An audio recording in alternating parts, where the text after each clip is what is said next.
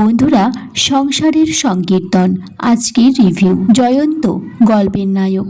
তার বাবা ছিল বনেদি পরিবারের অষ্টম বংশধর। তিনি সকালে উঠে সপ্তম বংশধরদের ছবিতে প্রণাম করে নিজের মুখটা আয়নায় দেখে দিন শুরু করেন। ঘটক বাড়িতে এসেছে তার ছেলের বিয়ের জন্য পাত্রের ছবি নিয়ে।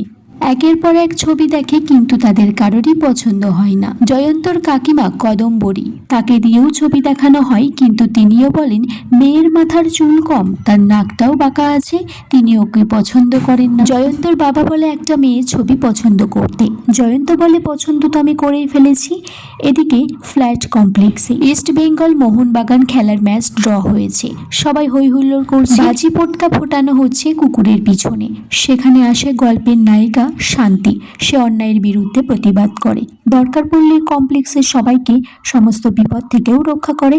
তাই সে সবার প্রিয় অশান্তি দিদি নামে পরিচিত। শান্তি তখন ব্যাগ থেকে তার বাবার প্রিয় ছবিটা বার করে বলে যে, বাবা তুমিও তো অন্যায়ের বিরুদ্ধে প্রতিবাদ করতে, আমিও সেই রকম প্রত্যেকটা অবলা মানুষ জীব সবার পাশে আছি। শান্তি এদিকে বাড়িতে ঢুকেছে। তার দাদু ঠাম্মি বলছে পুলিশ সবাইকে ভয় পায়, কিন্তু পুলিশকে শান্তি কিছুতেই ভয় পায় না। সেখানে শান্তির মা আসে, বলে যে এই বাঘিনীকে কে যে বিয়ে করে নিয়ে যাবে তার ঘরে। এদিকে শান্তির মা শান্তির বিয়ের জন্য ম্যাট্রিমনি অ্যাপ থেকে নিজের পছন্দের পাত্র বেছে নিতে বলছে। শান্তি বলছে আমি আমার নিজের পাত্র বেছে নিয়েছি, নাম জয়ন্ত ভট্টাচার্য, প্রাইভেট ডক্টর, নিজের একটা চেম্বারও আছে। কিন্তু এদিকে জয়ন্ত শান্তির কথা বাড়িতে ভয়ে বলতেই পারছে না। সেখানে জয়ন্তর দাদু মানে তার বাবার শ্বশুর মশাই এসেছে, যিনি আগে ছিলেন তার মাস্টার মশাই, এখন হয়েছে শ্বশুর মশাই। জয়ন্তর দাদু বলছে তার বাবাকে, আগে যখন এই বাড়িতে আসতো তখন তো দরম করে প্রণাম করতে, এখন তো 2 বছর সেটাও করছো না। তখনই জয়ন্তর বাবা তাকে একটা প্রণাম করে আর বলে যে জয়ন্তর বউ কিন্তু খুব লক্ষ্মীমন্ত, শান্ত হওয়া চাই।